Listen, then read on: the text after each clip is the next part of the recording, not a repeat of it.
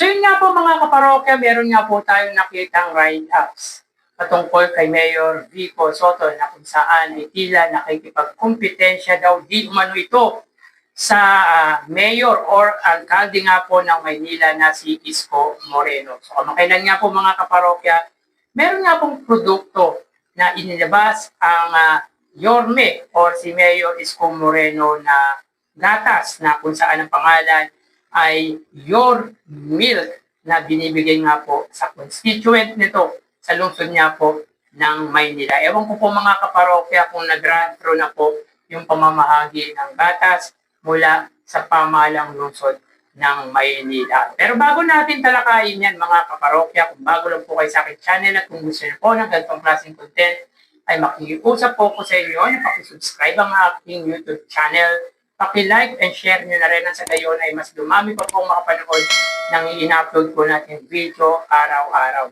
Maraming salamat po at sobrang na-appreciate ko po kayo mga kaparokya. By the way, ako nga po pala si Mervin, the man behind Kaparokya TV.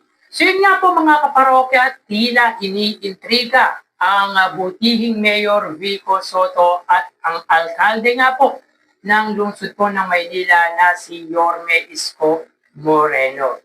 So as of now mga kaparokya, that two gentlemen ay talaga pong gumagawa ng mabuting paggogobyerno sa kanilang lungsod. Hats off po tayo sa dalawang alkalde na ito sapagkat talagang ipinapakita po nila ang mabuting paggogobyerno, lalo na po ang butihing Mayor Vico Soto. So yun nga po mga kaparokya, meron nga pong naglabas ng write-ups na kung saan ay ayaw to magpatalo ni Mayor Vico Soto kay Yorme Isko Moreno. Sabi dito mga kaparokya, hindi ako papatalo kay Mayor Isko. Kung may Your Milk, ito nga po yung gatas na provide ng lungsod ng Maynila, ng pamahalang lungsod ng Maynila para sa mga constituent nito. Sabi dito, meron naman kami sa Pasig na VCAO. Na-appreciate ko naman ang gustong gawin ni Mayor Isko. Pero matatalo namin ang Your Milk dahil mas malapot ang aming VCAO. So, itong write-ups na to mga kaparokya ng sino man po ang nagpadala nito ay wala pong katotohanan.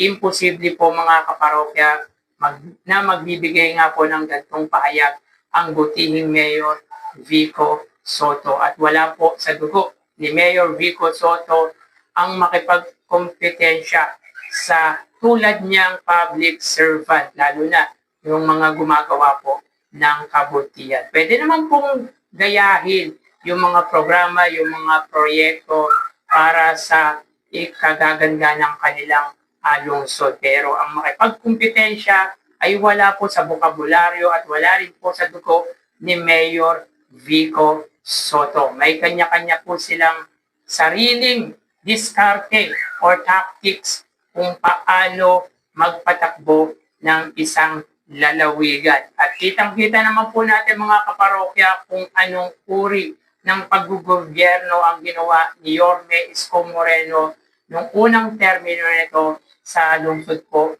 ng Maynila. Talagang nilinis na po nito ang lungsod ng Maynila. Gayon din naman po ang butihing Mayor Vico Soto na di lang po ang kalsada ang nilinis nito, kundi ang loob ng opisina ng City Hall.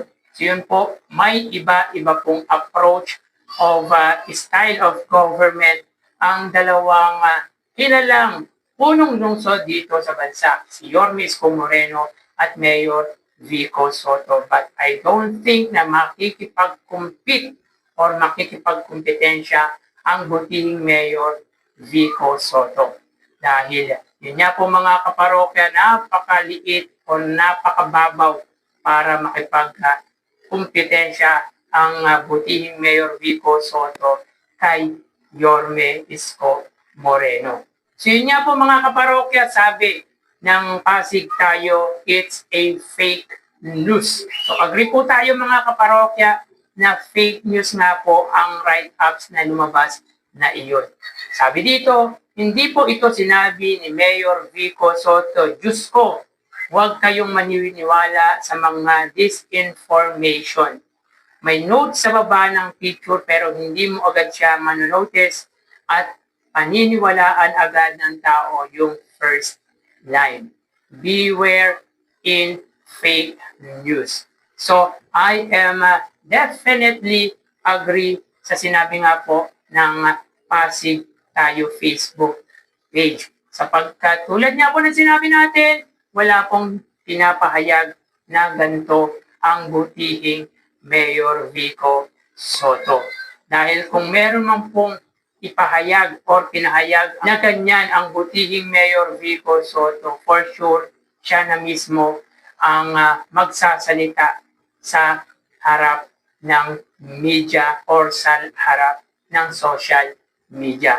Pero tingin ko, never nagagawin ni Mayor Vico Soto ang magsalita patungkol nga po sa gatas na handog ng pamahalang lungsod ng Maynila para sa kanilang constituent. So grabe mga kaparokya, may pagatas si Yorme Isko Moreno, which is para sa akin ay maganda naman pong proyekto or programa ito, lalo na kailangan ng tao ang gatas, especially yung mga bata at yung mga senior citizen. So magandang programa mga kaparokya ang gatas na ibibigay nga po ng pamahalang lungsod ng Maynila para sa kanilang constituent. Pero pwede naman pong gayahin ni Mayor Vico Soto ang ganitong uri ng programa pero hindi po or never po siya nakikipag-competition kahit kaninong public servant. Kahit sinong politiko yan mga kaparokya, hindi po makikipag-kompetensya or makikipaglabanan ng anumang programa ang butihing Mayor Vico Soto. Again, it's a fake news tulad nga po ng sinabi ng Facebook page na Pasig Tayo. Agree po tayo na hindi po sasabihin ng butihing Mayor Vico Soto yung mga gantong uri ng pahayag. Dahil alam naman po natin mga kaparokya na hindi pinapakailaman ng butihing Mayor Vico Soto ang mga bagay na hindi po under ng kanyang jurisdiction. At kung makikipagkompetensya man po ang butihing Mayor Vico Soto, yan ay walang iba kundi sa mga taong mapagsamantala sa kaban ng bayan, yung mga corrupt na public or politician dito sa bansa, especially sa lungsod po ng Pasig. Basta po, under sa kanyang jurisdiction, ay pwede po siyang makipagkompetensya, lalo na sa mga corrupt na politiko sa nasabing lungsod. Pero ang makipagkompetensya sa ibang lalawigan dahil sa magandang programa ay hindi niya po gagawin yun. Dahil alam naman po natin, may sariling approach, may sariling style of governance ang butihing Mayor Vico Soto. At wag na po natin bigyan ng masamang kahulugan kung ano man po ang programang meron ang Maynila sapagkat para naman po yun sa ikabubuti ng kanilang constituent. Ganun din po ang mga programang ginagawa at proyektong ipinapatupad ng butihing Mayor Vico Soto sa lungsod ng Pasig ay para din naman po sa kanila yon. So it's a fake news mga kaparokya. Ang maniwala dito mga kaparokya ay uto-uto sa nagpapakalat ng maling information. So ano masasabi niyo ba tungkol dito mga kaparokya? Dito na lang po tayo. Mag-iingat po tayo palagi. Thank you and God bless.